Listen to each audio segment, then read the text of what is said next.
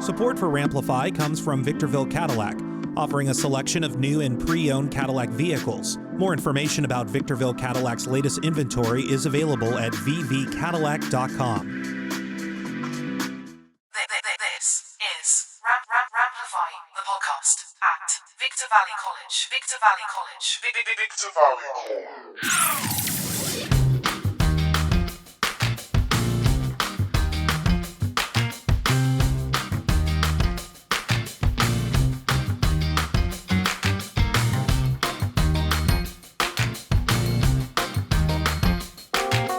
How's it going? This is Ramplify, the podcast, brought to you by the Associated Student Body of Victor Valley College. I'm your host, Andrew Caravella. Now, this episode is different. You probably noticed that you can only hear me if you're watching this on the VVC mobile app or YouTube right now. There's a reason for that. We have cameras. We just chose not to turn them on for this episode. This is an audio-only presentation, and the reason for that is I really wanted to cover illegal immigration and immigration in general, because this is a hot topic in our country, and we shouldn't act like this doesn't affect, or rather impact, the views of students on campus. But if we want to take it a step further, for some of our students, it's starting to impact them personally. Our guest for this episode wanted to be on the podcast, but asked us not to go on camera, so we said okay. And when you hear her story, you're going to understand why. She's a student here at VVC, and just like many of you listening, she goes to class, she does her homework, she grabs her coffee, and she often dreams about her future like anyone else. But she lives with a quiet fear that most of us are probably never going to understand. It's a fear that one day ICE could show up and she could vanish from the life she's worked so hard to build. She's only one of the roughly 580,000 people in the United States protected under DACA. So before I bring her in, I wanted to break this down for anyone out there who's only ever heard the word DACA tossed around in political debates or maybe on cable news commentaries. So what is DACA? Well, DACA stands for Deferred Action for Childhood Arrivals. DACA was created in 2012 under the Obama administration through executive action. So Congress didn't have any say-so. The decision was only made following years of legislative gridlock. So here's what that executive action sounded like on June 15, 2012, by then-President Barack Obama. Amend our nation's immigration policy to make it more fair, more efficient, and more just, specifically for certain young people, sometimes called dreamers. Now, these are young people who study in our schools, they play in our neighborhoods, they're friends with our kids, they pledge allegiance to our flag. They are Americans in their heart, in their minds, in every single way but one, on paper. They were brought to this country by their parents, sometimes even as infants, and often have no idea that they're undocumented until they apply for a job or a driver's license or a college scholarship. Put yourself in their shoes. Imagine you've done everything right your entire life.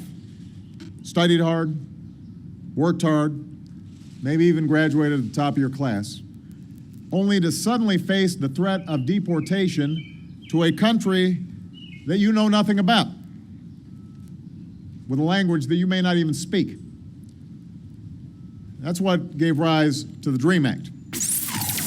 So it doesn't give citizenship. It doesn't even guarantee permanent status. What it does is offer temporary protection from deportation for people who were brought to the U.S. as children before they had a say in the matter. And in what I just said, that's the key word which causes anxiety in so many dreamers, including our guest today, temporary protection. Okay, so to be eligible for DACA, applicants had to meet a strict set of criteria back then. They had to be under 31 years old as of June 15, 2012. They had to have come to the U.S. before turning 16. They must have lived continuously in the U.S. since June 15, 2007. And they needed to be in school, graduated, or honorably discharged from the military. And also, they had to have had a clean criminal record. So if approved, DACA recipients, who are more commonly known as dreamers, receive protections from deportation for 2 years at a time, along with a work permit and access to a social security number. And I also want to stress that just because a person is a dreamer, it doesn't mean that they get a path to citizenship, but it is a lifeline. So like I just said a few moments ago, DACA was never meant to be permanent. It was a legal stopgap, or rather a Band-Aid on a broken immigration system, and it's been under legal attack ever since. So if you're still following along on this podcast, yes, this is Ramplify here at Victor Valley College by the Associated Student Body of VVC. And I really hope you are following along, because this is how we learn to curb misinformation and disinformation on things like illegal immigration in certain aspects. And in this case, we're focusing currently on DACA. But following the timeline, during President Trump's first administration, he moved to end DACA in 2017. But the courts, they pushed back. And in a landmark 2020 decision, the Supreme Court ruled that the administration's attempt to rescind it was arbitrary and capricious, which means impulsive and unpredictable. But here's the thing. It didn't end the battle. It just kicked the can back to Congress. So Trump even said back then, it's up to Congress to fix this. So listen. But the only real solution is for Congress to close the catch and release loopholes that have fueled the child smuggling industry. But you see, Congress couldn't or wouldn't agree on a solution. So we've been living in legal limbo here in the United States ever since. And for dreamers, every court hearing and every election feels like life or death. So let's fast forward now. 2025. DACA. Trump is now in his second term. Immigration is front and center again. And while he hasn't officially laid out a new DACA policy yet, Trump has gone on the record with NBC News in a Meet the Press interview last year, where he was asked if he wanted dreamers to stay in the country. And he responded with, "I do." We're talking many years ago they were brought into this country, many years ago. Some of them are no longer young people. And in many cases, they become successful. They have great jobs. In some cases, they have small businesses. Some cases, they might have large businesses. And we're going to have to do something with them. And you want them to be able to stay. That's what you're saying. I do. Okay. I want to be able to work something out. And it should have been able to be worked out over the last 3 or 4 years. And it never got worked out. However, some of Trump's advisors, like his Deputy Chief of Staff for Policy, Stephen Miller, has consistently floated proposals that would drastically expand deportations, even for those with protected statuses, according to the National Immigration Forum, which is a nonprofit that advocates for policies that welcome immigrants and refugees to the U.S. And that brings us to today. My guest agreed to talk, but only under a changed name. She's risking a lot by just having the conversation, but she told me if I stay silent, then nothing ever changes. So we're going to get into it. Joining us on Ramplify today is Valerie. Hello, Valerie. How are you? Hello, I'm good. How are you? Pretty good. You're brave. I appreciate you being here. Thank you. So I want to hear your story. How old are you? Right now, I'm 20 years old. 20 years old. Yes. That just seems, just reading everything that, that you have to go through as a dreamer. Mm-hmm. That's a lot of anxiety. Yeah, it's a lot to carry. I feel scared to even go out to the store, or I don't even like letting my mom go out. I'd rather her stay at home because that's where I know she's safe and sound and no one can do anything to her there. Do you feel like that because you grew up or you were born in Mexico, right? Mm-hmm, so you're Mexican, right? Yeah. Do you feel like is it just because of the racial aspect too? Like because I look Mexican and I am Mexican, people are automatically going to think I'm illegal, so I don't even want to go out because of that? Yeah, it's because of that. Like my mom, she's even darker than I am. She looks more Mexican than I do. And I just know that people will look at her skin color or look at me and they'll say, oh, they're Mexican. And it's just one call that someone can make. And then next thing I know, my life's changed. I don't have my siblings with me. I'm not with my mom anymore. It's scary how it just takes one phone call or one person to see me. And because everything, I'm assuming, but correct me if I'm wrong, because of how sensitive everything is right now politically in our country, you feel like I'm more of a target than ever before because of that. Yeah, I feel like there's more of a target on all of us right now, not just me. I feel like we're all being put in danger just for something that's out of our control. I know that people came here and they didn't come here wanting to commit a crime. They came here wanting the best for their family. They wanted a better future for them. They wanted to be able to get education and not just to be stuck in one place. So it sucks to see that we're being judged, we're being looked at as criminals, but people aren't even hearing our stories. I want to hear your story right now, and I think everyone listening to this podcast wants to also. So let's go back in time. Mm-hmm. Why did your mom bring you here for a better life? Obviously, that's the given. Mm-hmm. Why did your mom bring you here to America to begin with? What was the situation back home in Mexico that she said, you know what, I'm done. We're going to America? Well, my mom, she had me very young. She had me at 17 years old. Prior to that, at 15 years old, she moved out of her parents' home and started living with my father. And that's when they had me 2 years later. My father, though, at the time, he was not a good person. He was not a healthy person to be around. He was constantly cheating on my mother. He would go out to parties. He would do alcohol, drugs. And I know as well that he was also abusive towards my mother. Like physically? Yes, he was physically abusive towards her. And he wouldn't even bother giving her any type of money. A lot of the time, she would struggle for me to even have a bottle. So the only reason that I got bottles, food, milk, anything was because of neighbors or because of my grandma who would cook something and bring it to her, or she would go over and my grandma would give her like a whole pot of food and she would bring it back home. That's the only reason that I really had anything. But my mom, regardless of that, my father was not a person to lean on.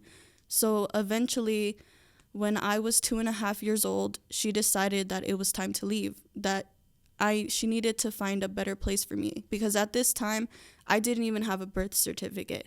I didn't have any Mexican papers to my name because my father never cared enough to go take me to go get that done.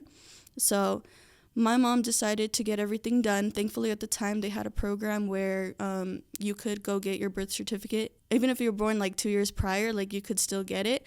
So that's how I got mine, because my mom went and she got all the paperwork done and everything. And then she did tell my dad that she was going to leave, but he didn't believe her. He said that, I'll see you in a week, because I did have an aunt who would leave her husband and come back a week later. So my dad just believed that that's what would happen. He didn't fully understand what was happening until he went to my grandma's house and we were already gone. That's when it finally hit him. Oh, they actually left. So your mom crosses the border, and where did she go? Sorry. Your mom crosses the border with you into America. And then where did you guys go? We came over here. We thankfully already had an aunt living over here, so we lived with her for a while. We didn't go out for a full year, I believe, because my mom was also scared. Was that here in the high desert? Yes, that was here in the high desert. Yeah, she was terrified to go out, so we lived with my aunt. We didn't leave anywhere for a whole year. I believe by this time I was 4. And you don't know any better. You're 4. Yeah, so time passed. I was 4 years old. I didn't go to preschool, but my mom did get me everything I needed so that I could start elementary. And that's when she started going out more, but it was still kind of scary for her too. When did you start learning how to speak English? I learned how to speak English in kindergarten. Okay. Because everybody around me was speaking this language. I know that I was probably confused, but I started speaking English. I started teaching my mom English that way as well, because she would hear me talking, and so she started understanding it as well through me. I want to ask you, at what point growing up in grade school did you was it clicking, I'm different than everybody else? Did that ever click? Hey, I'm not an American? Did that ever cross your mind? Was there a time where you ever questioned the situation? Was there a time that your mom or your aunt had ever brought it to your attention? Well, growing up, my mom always told me that I was Mexican, and she always let me know what was going on, but I didn't fully understand it. I didn't understand what she meant by it. It didn't really come to me oh, you weren't born here, you're not from here, you can't do things like everybody else, until I was maybe starting high school. Okay. Yeah, so when I was a freshman, I wanted to start helping my mom more. I wanted to start working because I saw it was a big load on her and my old stepdad. So I wanted to help, but I realized, oh, you can't because you don't have a social security number. You weren't born here, so there's nothing you can do. Your family's struggling, but do anything about it. So when you were applying for jobs or you're trying to, hey mom, what's my social security number? How did the truth come out? Well, I asked her questions about it, and then she fully told me the whole situation. She explained to me, no, sweetie, like, we weren't born here. You don't have a social security number. I still didn't know the full story by then. I didn't know why we left Mexico. I didn't know how my dad was. But she just explained to me, like, you can't work in normal jobs like other people. Maybe you can get jobs babysitting or walking dogs, but a job at McDonald's isn't possible for you. So when it started to sink in, like, how old were you, and like, how did you take in that information? Like, how did that make you feel when it finally started to hit you? Oh, I'm illegal. Honestly, I felt a lot of anxiety. I believe I was 14 years old. I started feeling really scared for my life. Were you starting to like do the Google thing where you're like, what happens if this, I get caught or the police pick me up? Yeah, so I did search up a lot of things, and I saw what ICE detention centers look like. I saw what would happen to me if I got caught or if someone turned me in. And it ended up terrifying me because in those centers, you're not allowed to be with your family. You don't have space. You're with a bunch of strangers that are in your same situation. You don't even get a blanket. You don't get anything. You're just crowded up together in a room. And I saw that, and it terrified me. And I was scared because at this time, I was a straight A student. I was doing good in high school. I didn't have any criminal record or anything, but it was in the back of my mind, you're a dreamer, so people are going to judge you for that. And just because of that, you could be taken away from your family. And it's hard because you're a kid, right? So because your brain is not fully developed, you can't see the bigger picture. So all you know is it's like, oh, we're breaking the law. Oh my gosh, it could all be over tomorrow. Yeah, I started getting that anxiety, but slowly things didn't seem to be going crazy. So I kind of like let it go at that time. And I started focusing more on my school, and I was in Link leadership. I did really well in that. I was doing events all around my school and helping out. And so it kind of like went to the back of my mind. Did you, in your time in grade school before you started to go to college, did you ever come across fellow dreamers?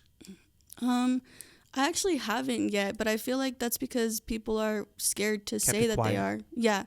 I feel like, especially now in this time, you can't say that you're a dreamer. You can't put that out there. It's too scary to. Someone could overhear you, and they might be like, oh, I could get money out of this, and then expose you. So it's kind of hard to trust people. You don't know who you can trust. Recently, there's been a lot of tension here in California with, the National Guard being sent in, and, a lot of back and forth with the state, taking it to the courts, and the courts ruling that, the president can have the, control of the National Guard currently here in California, all stemming from immigration and ICE, carrying out their job duties and stuff. When you see things like that, knowing that currently you are protected under DACA, does that still bring up the anxiety of when you were younger and stuff? Does that bring up those anxious feelings that you used to have? Yeah, it does bring it back, and honestly, right now, I feel like they're even worse. I'm even more scared than I was when I was little. I feel like I have to worry about simply going to the store. I feel like I have to be paranoid and looking at everybody, seeing, are you an agent? Are you going to take me away? When I'm driving, I feel like I have to watch everybody, like see everybody's car, see if that's the day I'm going to be separated from my family. Right now, I don't even feel like I can trust the police because I feel like, they might turn me in too. They might just turn on me, and then I'm going to go away, and I won't see my mom. I won't see my siblings, and everything that I worked hard for is just going to go in the trash. And it feels really scary right now. I have a lot of moments where I'm just in my room, and I'm crying my eyes out, and I'll go to my mom. She tries her best to calm me down and make me feel better. But I just can't ignore what's going on. I can't pretend like it's not happening. I want to ask you this because that's all valid. Your feelings are 100% valid, what you're saying. I get it. I totally get what you're saying, and I understand and I hear you. One of the things, and when you said police, I'm assuming you're meaning local law enforcement, and in our case, it's the sheriff's department, correct? Yes. Yes. So one of the things local law enforcement in our area and in multiple areas throughout the country and the state here in California have said is that they will not be involved in any of these operations that the federal law enforcement is carrying out. But does that not mean anything to you as a member or as somebody who is DACA? When it to me that sounds like you still don't trust that. If I can be you for a second, I understand what you're saying, local police. You're saying that, but I still don't trust that. Yeah. So I understand that, they're saying that they won't be involved. And to me, I appreciate that. It means a lot that they're, talking, but it's just still kind of scary. Like, I don't know if there's bad cops out there who, they say they're not going to get involved, but then they call ICE and now I'm going to be taken away. So I understand it. I appreciate it, but it's really hard for me to trust it right now, especially because I feel super paranoid. I feel like a lot of anxiety. I have spent so many moments since everything happened having panic attacks, not being able to breathe, just like thinking about the simple fact that I won't live here anymore and I won't see my family. It makes me like panic. It sounds like fear consumes a lot of, well, you said the word paranoid, like fear consumes a lot of like what you're going through right now. And it's really hard to make sense of stuff. And then here's the thing, like, okay, like what if I am level-headed and what if I am trying to calm myself down and then all of a sudden because of some crazy miscommunication, which let's be real, there has been a lot of miscommunication that has occurred in the last several months out of everything that has been going on. What if that miscommunication sends you away, right? So I can totally understand, the fear that, is feeling, the constant anxiety in your life for sure. Yeah. I try to trust people. I mean, me personally, growing up, I loved the police. I loved them so much. Every time I saw them, I would make my mom take a picture of me with them, and I would always ask them for stickers, whether it was the police officers or firefighters. I always loved getting stickers from them and having pictures. I believe my mom has a ton of pictures of me with them, but now it's just in the back of my mind. It's like, can I still trust you? Are you gonna help me or are you gonna break me down? So it's kind of hard. Do you have siblings that are they DACA or are they here? They're born here. They're born here, yeah. So, have you ever spoken to them about your situation? Do they understand your situation? I'm assuming they're younger than you. Yeah, they're younger than me, but one of them could understand. My two youngest, they can't really understand much yet, but they still see it on social media when they're playing on their tablets or when they're on their phone. And they've asked me questions. I've answered to them, like, what's going on, but they still don't fully understand that. The second youngest sibling could understand. And how old? That one, he's 16. Okay, so he's old enough to kind of understand, like, hey, there's something not right here going on. What do those conversations sound like when you speak to him? He's scared of getting his mom taken away and his older sister. And I've told him many times that I'd rather it be me taken away than my mother, because in my head, they need her. I remember when I was their ages, I really needed my mother. And so I've said multiple times, if someone has to go, it's going to be me. I'm not going to let them take her away. And I'm not going to let them rob my siblings of having a mother. They already don't have their bio dad. I'm not going to let them be robbed of their mother. So I've told him it's going to have to be me. I've told my mom that too, and they always tell me, like, no, they need you just as much, and you're just as important. But if I had to pick, it would be me. So those conversations are a little hard to have, and they get very emotional. Yeah, I can tell. Yeah, you just have to It's hard because I feel like I have to prepare for what might happen, even if it doesn't happen, but I feel like I still have to be prepared. I've gotten to that point where I'm so scared that I've been writing goodbye letters to my loved ones because I don't know if I'm going to get the chance to say bye. And a lot of people I see haven't gotten that opportunity. They don't get to say bye. They just get taken away. So I've gotten to that point where I'm writing goodbye letters to all my family, my friends, just in case I don't get to say bye. They have something from me.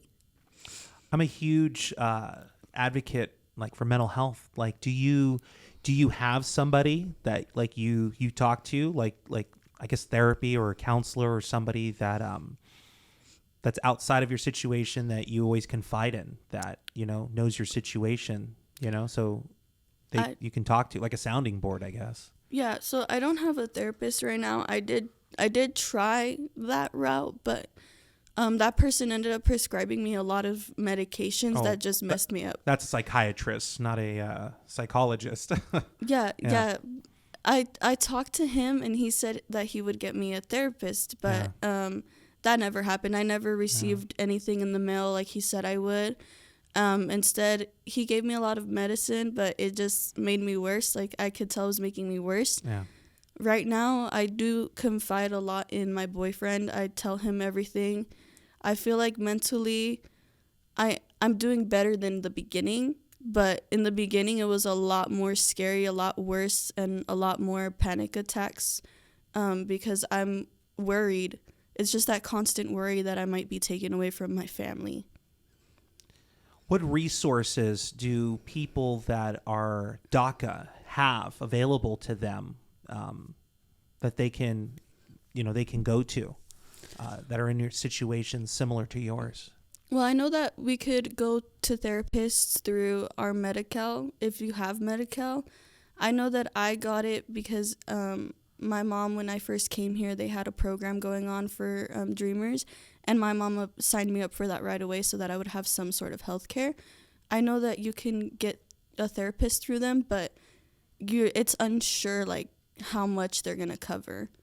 So I do know about that, but I'm not sure about anything else. Okay. All right. What are your aspirations after you graduate? Like, what is it that you want to do? Like, you know, career-wise? I want to be a teacher. After I graduate, I want to go to Cal State San Bernardino to continue my education. Mm-hmm. What grade? What grade is it that you want to teach? So at first I was thinking of teaching 5-year-olds, but then that's a rough crowd. Yeah, I think it'll be fun, but I also was thinking about teaching 2 to 3-year-olds because it's a rougher crowd. Yeah, but I got the opportunity to here on campus to have my practicum class for child development, and I was put into the 2 to 3-year-old classroom, and it was actually really fun. I loved every moment of it. It was like 2 to 3 years old, but they were fun. They were energetic. It was really easy for me to talk to them and to, like, teach them because you also get the opportunity to make activities. And for me, it felt easy. It just felt like something I can do.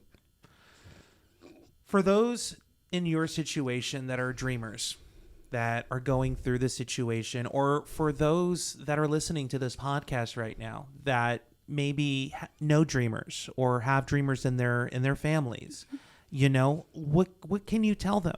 What, like, from your own personal experience, what can you tell them, you know, to give them advice, or, you know, maybe connect with them to kind of ease their situation? Well, I would say just be there for them, support them. But one thing for me that has been a little hard is my friends and family have constantly been sending me these pictures of, oh, ICE was here. And I understand they're doing it out of a good place. But sometimes, like, if it's not confirmed that it was really them, I think it's better not to send it to that person, because for me, what it's been doing, it's just been causing me a lot more anxiety. And ICE might have not actually been there. A lot of the photos I've seen, ICE wasn't really there. It was just other people, like undercover cops or police, just doing their job. And people will say it's ICE. So, you know, if you're going to send them that information, just confirm that it's real. confirm that it's actually happening. So that way you don't send misinformation or disinformation. Yeah, that way you don't send misinformation and you don't make your friend or family member freak out and start panicking and have more anxiety, because a lot of the things I've seen that they're here in Victorville, and one of them came out to not be true, and it just caused me a lot of anxiety. I didn't even want to come out for a long time. I didn't want to go shopping. I was stuck at home. I just stayed there. It's part of the reason why, I wanted to do this podcast, even though I'm no longer in my capacity currently doing news anymore here in Southern California. One of the things, and I had left right around the time that, a lot of the immigration things started to kind of heat up around here. I would get leads, and I put quotes around that all the time, like, oh, this is happening. And one of the things I would say, it's like, hey, okay, great. Give me some proof. If you can physically get me the proof that shows that. Everybody has a video camera now, right? It's in the phone. Yeah. Give me the proof. Show me the bulletproof vest that say ICE or Homeland Security. Show me that, They all have Zooms. You don't have to be right there. You be across the street, but show me that. Because people post videos all the time. They post them on social, TikTok, Instagram, Facebook. Everybody does this.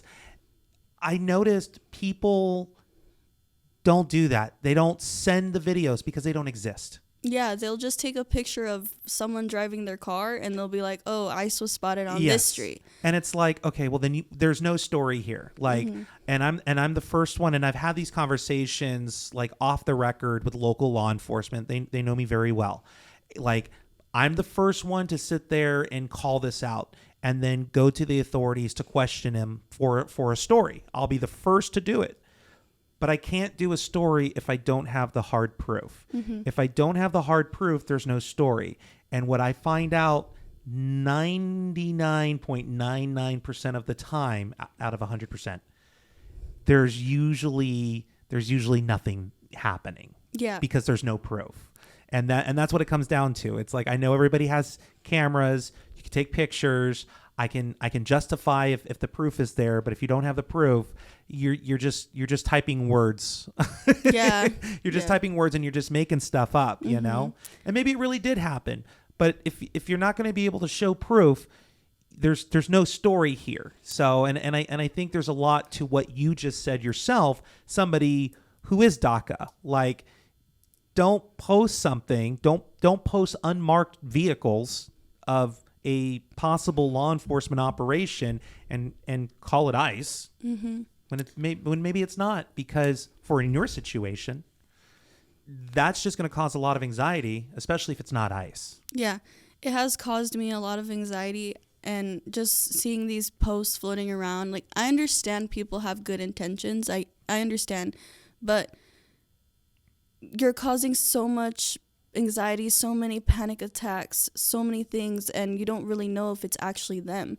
My mom talked to me, and because I was having a lot of panic attacks and I was in my head a lot, she talked to me and she told me that I can't just believe everything I see on the internet because it might not be real.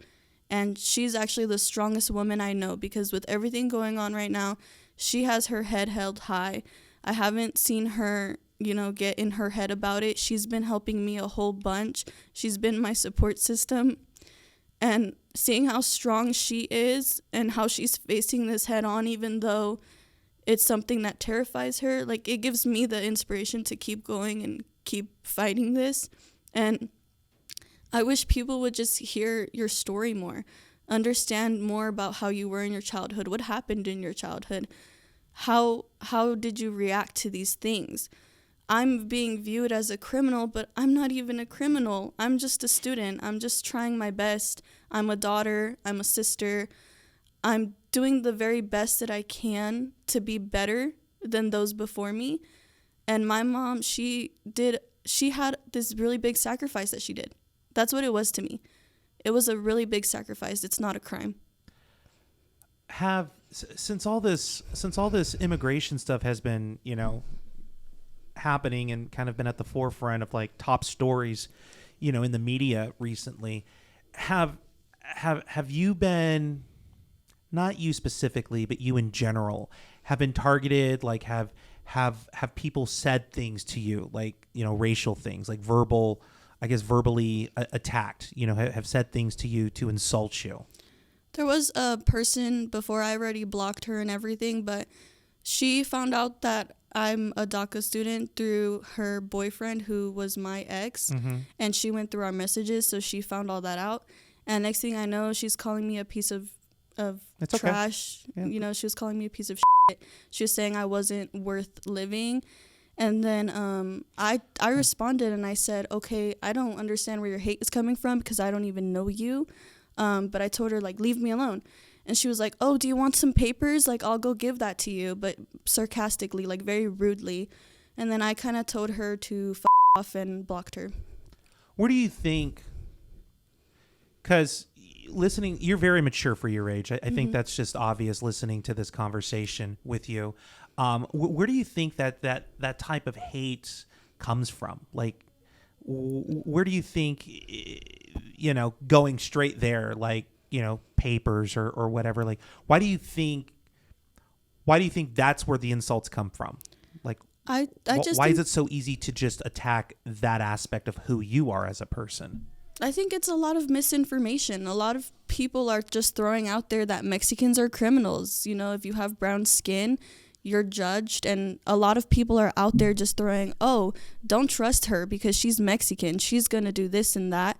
And they're just telling lies. They're not trying to get to know you as a person. They just see your skin color and you're automatically a terrible person because of people in the past, history-wise, people in the past, what they've done to Mexicans, what they've made us look like. There's like a lot of misinformation. There's stuff missing from history. And you just get judged. It's just a lot of people throwing out rumors, and nobody gets to actually know your story, know where you come from. Why did you make that decision to cross the border? Nobody gets to know that. It's just, you cross the border, okay, you're a criminal. That's it. All right. Valerie, I want to thank you so much for sitting down and spending some time with us today to tell your story and to kind of give us a little insight and a little perception on where DACA is in this country and how somebody a young person is kind of navigating this world that we're in right now with illegal immigration and how the country is taking it all in. So I just want to thank you for doing that here with us today on Ramplify. Thank you so much. Yeah, thank you for having me. I feel good that I'm able to use my voice. I really wanted to come on today to talk for all of us who are too scared to, for everybody who's just hiding at home. I just wanted to use my voice for something good. The Ram fam is behind you. Just know that, okay? Yeah, thank you. This is Ramplify, the podcast at Victor Valley College. So what does it mean to be invisible? Because for some students, it means staying silent about who they love or how they identify. And for others, it means navigating college while being told they don't belong here at all because of where they were born. So according to the Human Rights Campaign's 2023 Youth Report, more than 50%, so half of LGBTQ plus youth reported being bullied at school, and nearly 1 in 3 considered dropping out because of the harassment that they faced. That's according, once again, to the Human Rights Campaign. Meanwhile, for undocumented and DACA students, the barriers to higher education are just as real and just as heavy because over 408,000, think about that number, of undocumented students are currently enrolled in colleges and universities across the nation. That makes up nearly 1.9%, almost 2% of all college students, according to the American Immigration Council. But here's the catch. You see, only 5 to 10% of undocumented high school graduates actually even make it to college. Did you know that? Because I didn't. And of those who do, only 13% will complete an associate's or bachelor's degree. And let's not forget that the financial gap, right? Most undocumented students, even those with DACA status, they just don't qualify for federal student aid. That means that they're often left juggling multiple jobs, navigating stress, and fighting to stay enrolled without access to the resources that their peers usually take for granted. Let's be real. But here at Victor Valley College, Liz Duarte, she's doing something about it. She serves as the director of tutoring and academic support at VVC, and her newly created scholarship, which is titled the Be Yourself Scholarship, it's not just about helping students pay for school. No. You see, it's about seeing them. Specifically, I want to emphasize that, seeing them, like visibly seeing them. Students who've had to hide who they are just to stay safe, or who've lived in the shadows due to their documentation status. Or yes, I think I said that right. Documentation status, yes. Yeah. Sometimes I get my words messed up. The scholarship is a declaration. It basically is, you belong here. So today on this particular portion of Ramplify, we're going to sit down with Liz Duarte to talk about turning all of that into action, and how one person's vision is helping some of the most marginalized students finally be seen, supported, and empowered to thrive. Joining me here is Liz Duarte. Thank you. How are you? You can speak in the mic. It's okay. Great. Thank you so much, Andrew, for having me. Yes. I'm going to just put on blast here something that you sent to me in an email about the scholarship, because there's passion in what you wrote me here. You wrote, one thing that affects our campus and our students and nationally is the invisible individual, and that's due to their immigration status and, as you said, historically marginalized social stigma like the LGBTQ plus community. You said to me that this scholarship is for students who have been invisible to society for various reasons, to protect themselves from hate or bullying and harassment because they choose to be different and identify according to who they are as a person, and that this scholarship is a step forward to creating a sense of belonging for these students, and also it provides support for their needs to thrive with educational expenses towards their personal and professional goals. So you were just sitting there one day and just said that something's got to be done? Like, walk me through this. Sure, absolutely. I've been part of the VVC family already going on 20 years. I am a manager, and in my leadership, I always look for opportunities to support our students with the team.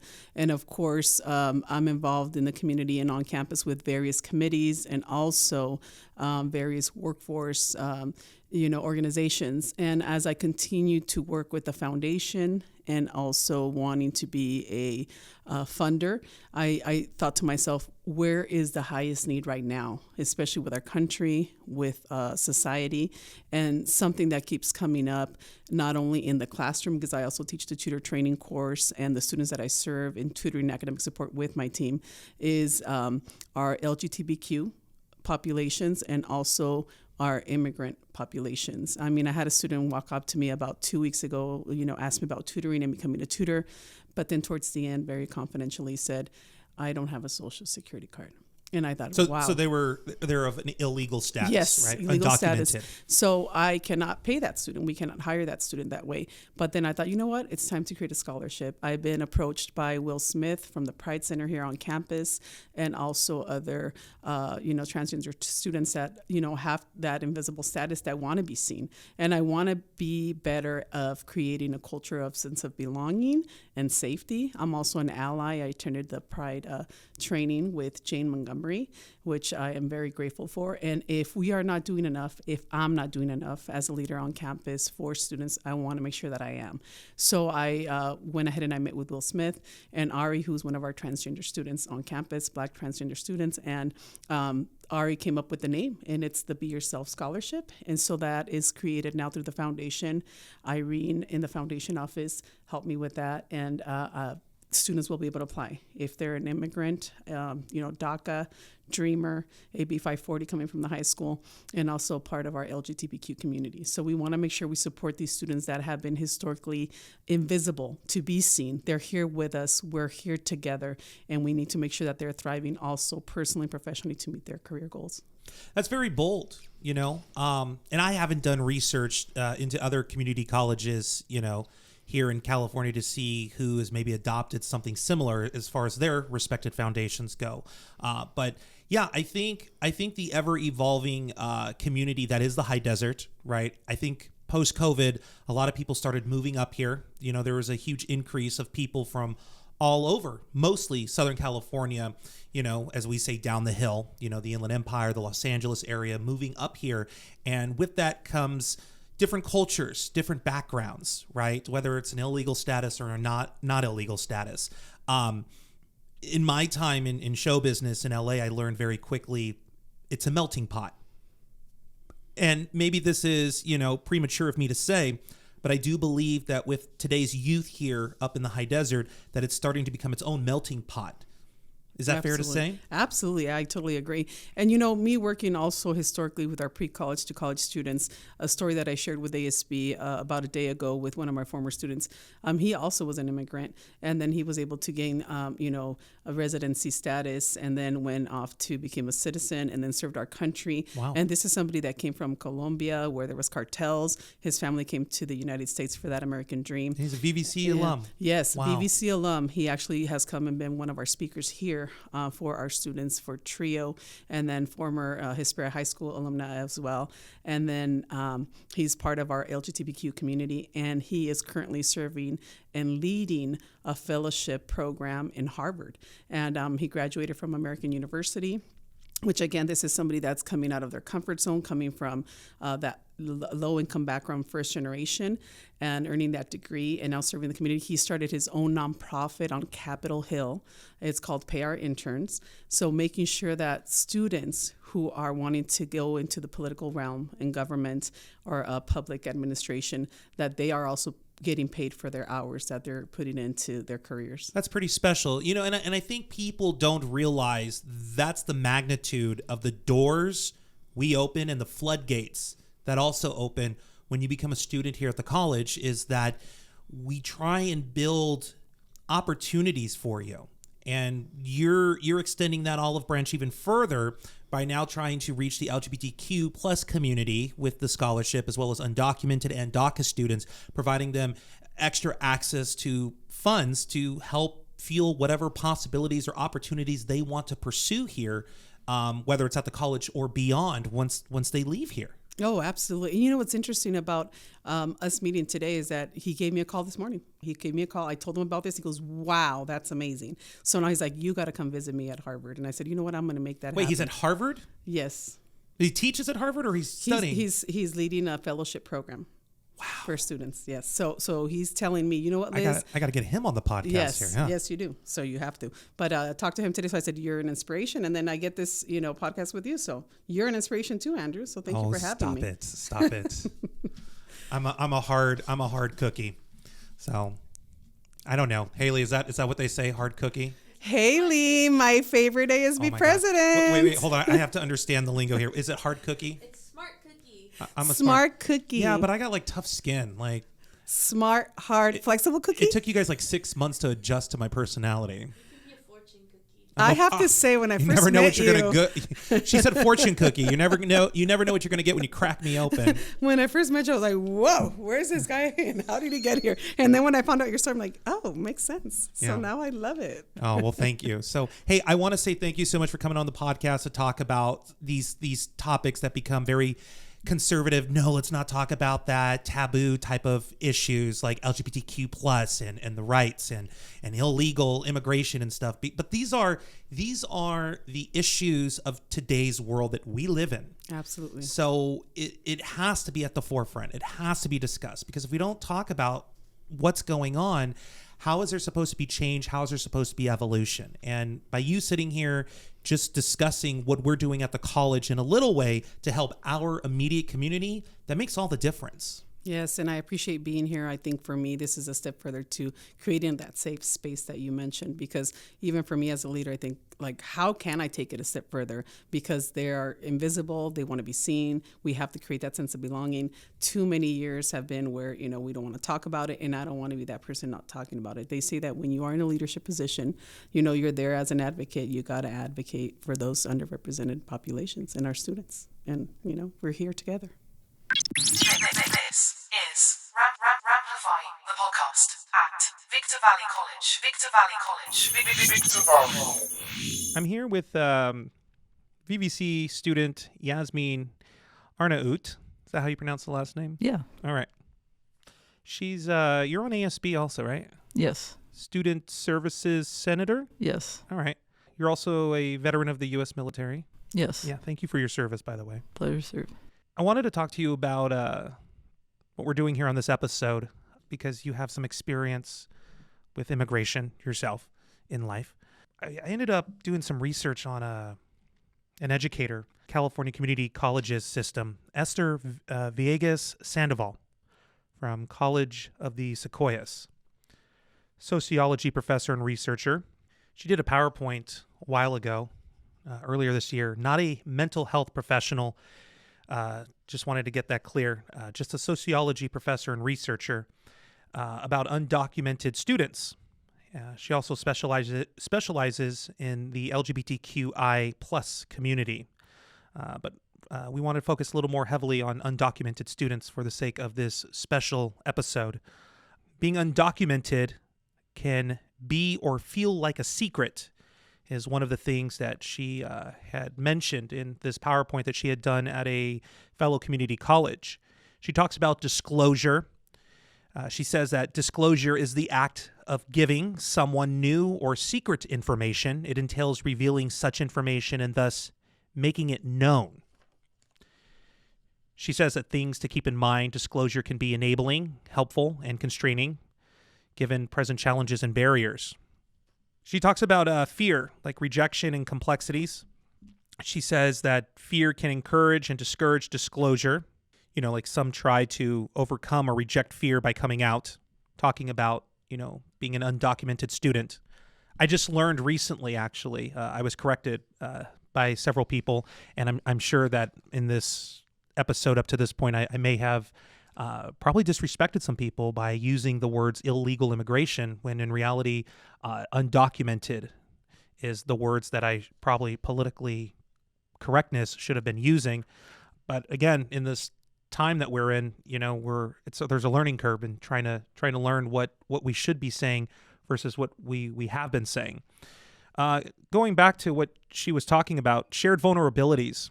Regardless, undocumented students are bound by their experiences with illegality. Shared vulnerabilities include limited ability or inability to work legally, seek internships, travel, pursue graduate school, limited access to financial aid and or economic stability, risk of deportation for self and others, bullying, exploitation, harassment, discrimination, stress and trauma. We'll get to that a little later. Yasmeen, I talked a little bit with you about this before I invited you to come onto the podcast, and I appreciate it. Thank you so much. What kind of experience do you have about immigration? Because you were born in a different country, right? No, wait. My parents. I'm sorry, your parents, right? See, I have done so many interviews recently. So your parents, tell me a little bit about your immigration experience.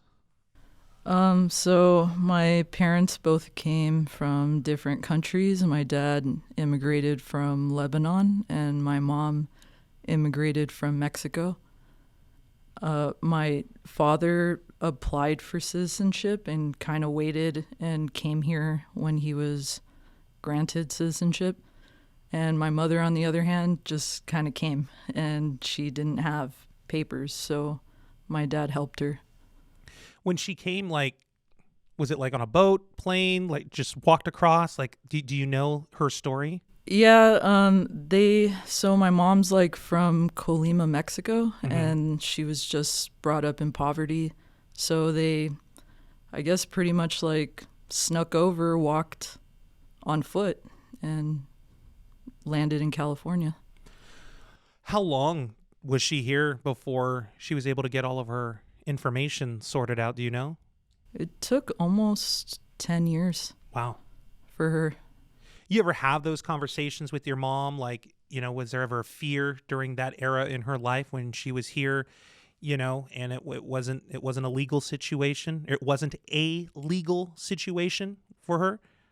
Well, I've reached out to other family members and they kind of went through very similar, because they all came together. So there definitely is fear. They just laid low.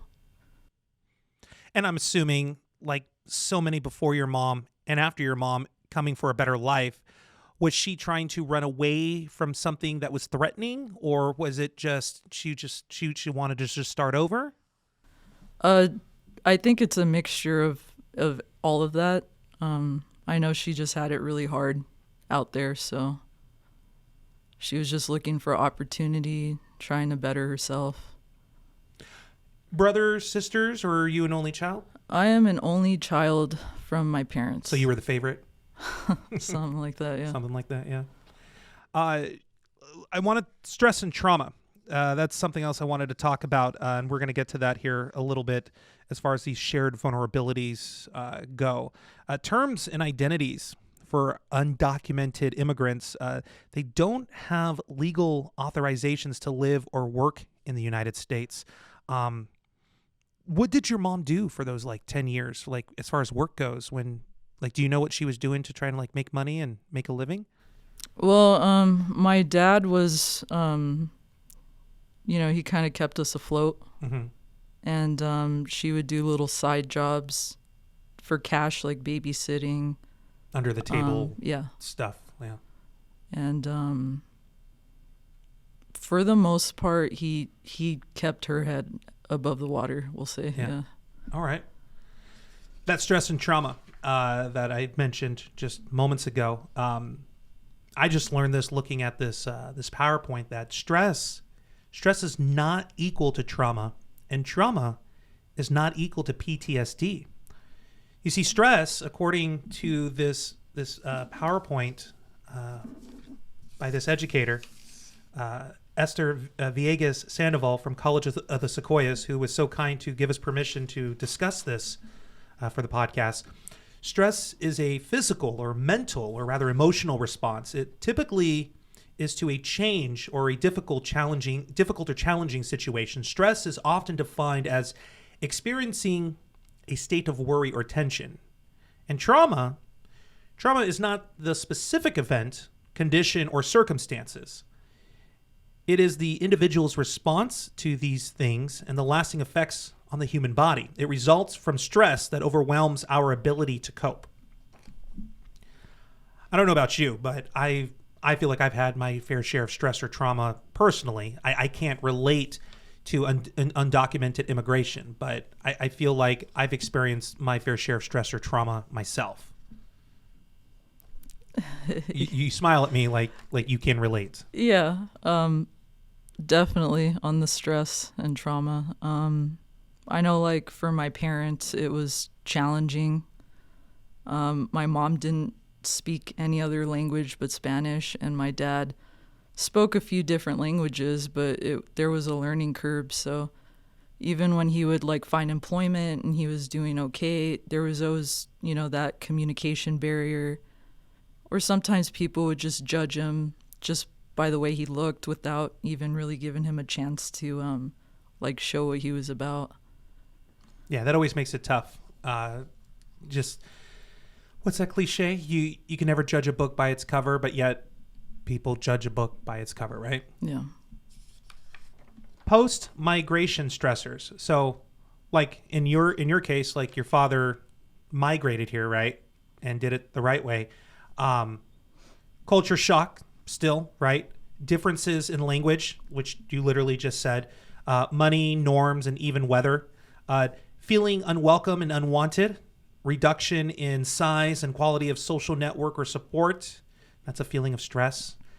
Immigrants can recognize bias and stigmas immediately after arriving, feelings of isolation, and prevent them from seeking services or support. Limited employment opportunities, that also includes educational opportunities, and witnessing of violence and discrimination. How long would you say, when your parents came here, before they were able to kind of adjust to society and things started to kind of normalize for them? I think my dad was able to bounce back and kind of learn how to adjust quicker than my mom because he learned English. My dad left Lebanon because of civil war, back in 1975, I want to say. And so he had to go to a different country while he was filing for citizenship and waited. So when he was approved, then he came to the U.S., but it wasn't automatically, and it was a process. And, he had his own family, so he helped his whole family come to the U.S. For my mom, it was more just she was fleeing. They were not in a good area. They were seeking opportunity, a second chance. So for her stress was...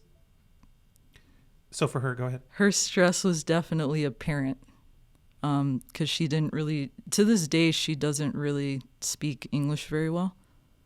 So it's just... The stress is there, you can tell when, she has to explain what she's doing, or if she needs something. It's, if someone doesn't speak or understand Spanish, there's a huge hurdle there. I want to talk to you about your position as Student Services Senator. You have, it's a very broad position, very outgoing. So have you come across any students that may be in an immigration type of situation or status here at the college? Have you had any of those face-to-face or one-on-one conversations or interactions? And if so, have you been able to understand or hear their needs? And is there anything that you're able to share with us here on the podcast as far as like what that looks like from your stance as a student trying to help other students here on campus? With like peer-to-peer? Yeah. Yeah, definitely. It's understanding like what resources are available and to like not be afraid of them. Because sometimes people feel like it's a trap. It's like, oh, you're telling me, this is here for me, but it's, are you going to call someone to pick me up? Like, what is it really? So it's just reassuring, like, nobody's doing that here. It's just whatever info you need or help, let's try to plug you into those resources and keep you motivated and focused to, whether you're working on your citizenship or whatever it is, just to keep them motivated. Very good. If anybody's listening to this podcast here in the 2025-2026 VVC school year who would like to reach out to you, regarding services and stuff, what is your student email so they could maybe connect with you? Yeah, so my student is YASMEEJ9966 at student.vvc.edu. Yasmeen, thank you so much for being brave enough to come to the podcast today and share a little bit about your life and talking and elaborating a little about undocumented status here in the country with us, since that is one of the conversations that's happening right now. Thank you so much. Thank you for having me. Ramplifi, the podcast, is filmed and recorded in Victorville, California. This podcast is made possible with the support of the Associate Student Body of Victor Valley College. The views and opinions expressed in this production are those of the speakers and do not necessarily reflect the views or positions of Victor Valley College or its affiliates. Ramplified is hosted by Andrew Caravella and produced by Robert A. Swool. The production crew includes officers of the Associate Student Body for the 2025-2026 academic year. Ramplified Season 2 gives special thanks to our sponsors, Victorville Cadillac, VVC's Welding Department, Joe and Cindy Monty, and Jacobo Vinzcara. Podcast audio distribution made possible by KVVB Television. Additional sponsorship made possible through Lowe's Home Improvement in Victorville. I'm Social Science Senator Seth Cabello. For more information about this podcast, please contact info@vvc.edu.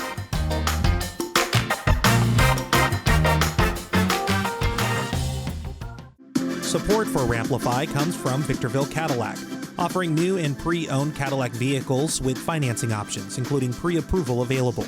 More information about Victorville Cadillac's latest inventory is at vvcadillac.com.